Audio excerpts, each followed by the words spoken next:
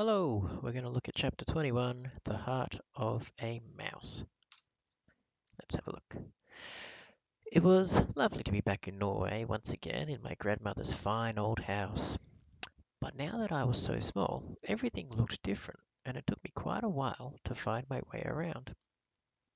Mine was a world of carpets and table legs and chair legs and little crannies behind large pieces of furniture. A closed door could not be opened, and nothing could be reached that was on the table. But after a few days, my grandmother began to invent gadgets for me in order to make life a bit easier. She got a carpenter to put together a number of slim, tall step ladders, and she placed one of these against each table in the house so that I could climb up whenever I wanted to. She herself invented a wonderful door opening device made out of wires and springs and pulleys with heavy weights dangling on cords, and soon every door in the house had a door opener on it. All I had to do was press my front paws on a tiny wooden platform, and hey presto, a spring would stretch and a weight would drop, and the door would swing open. Next, she rigged up an equally ingenious system whereby I could switch on the light whenever I entered a room at night. I cannot explain how it worked because I know nothing about electricity, but there was a little button let into the floor near the door in every room in the house, and when I pressed the button gently with one paw, the light would come on. When I pressed it a second time, the light would go off again. There you go, little pulley system. There's the ladder.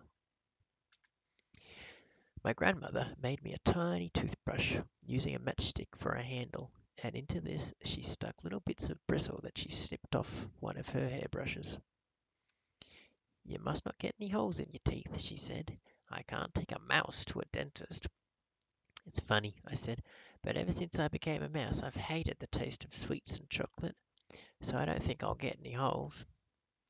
You're still going to brush your teeth after every meal, my grandmother said, and I did. For a bathtub, she gave me a silver sugar basin, and I bathed in it every night before going to bed. She allowed no one else into the house, not even a servant or a cook. We kept entirely to ourselves, and we were very happy in each other's company.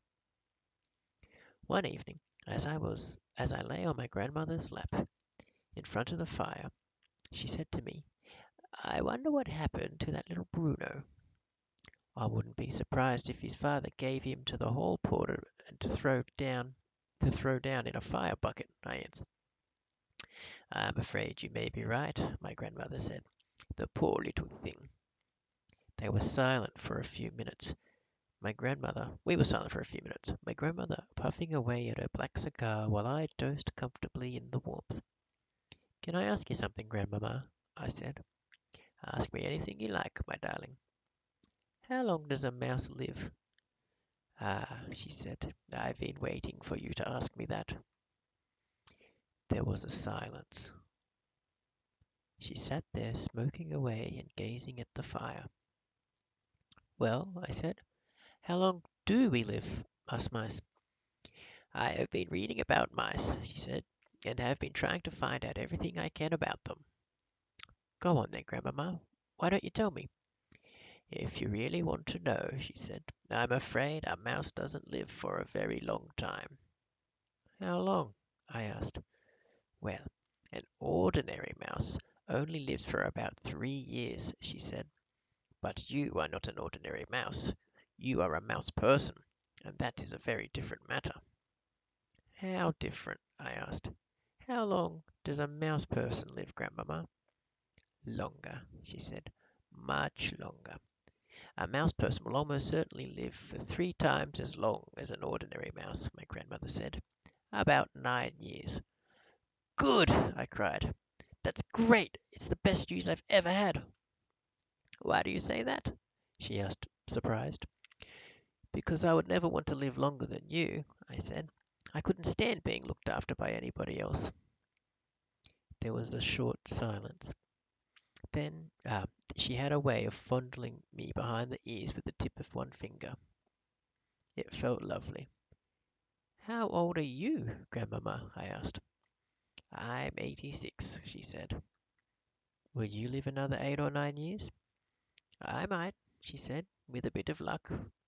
You've got to, I said, because by then I'll be a very old mouse and you'll be a very old grandmother, and soon after that we'll both die together. Jeez, that would be perfect, she said. I had a little doze after that. I just shut my eyes and thought of nothing and felt at peace with the world. Would you like me to tell you something about yourself that is very interesting? My grandmother said. Yes, please, Grandmamma, I said, without opening my eyes. I couldn't believe it at first, but apparently it's quite true, she said. What is it? I asked. The heart of a mouse, she said. That means your heart is beating at the rate of 500 times a minute. Isn't that amazing? That's not possible, I said, opening my eyes wide. It's as true as I'm sitting here, she said. It's a sort of miracle. That's nearly 9 beats every second, I cried, working it out in my head. Correct, she said. Your heart is going so fast it's impossible to hear the separate beats. All one hears is a soft humming sound. She was wearing a lace dress, and the lace kept tickling my nose. I had to rest my head on my front paws. Have you ever heard my heart humming away, Grandmamma? I asked her. Often, she said.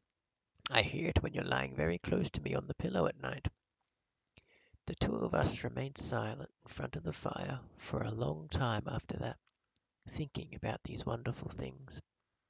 My darling, she said at last, are you sure you don't mind being a mouse for the rest of your life? I don't mind at all, I said. It doesn't matter who you are or what you look like, as long as somebody loves you. There they are, having a little snooze. Alright, that's the end of that chapter. We'll read the next one in the next video.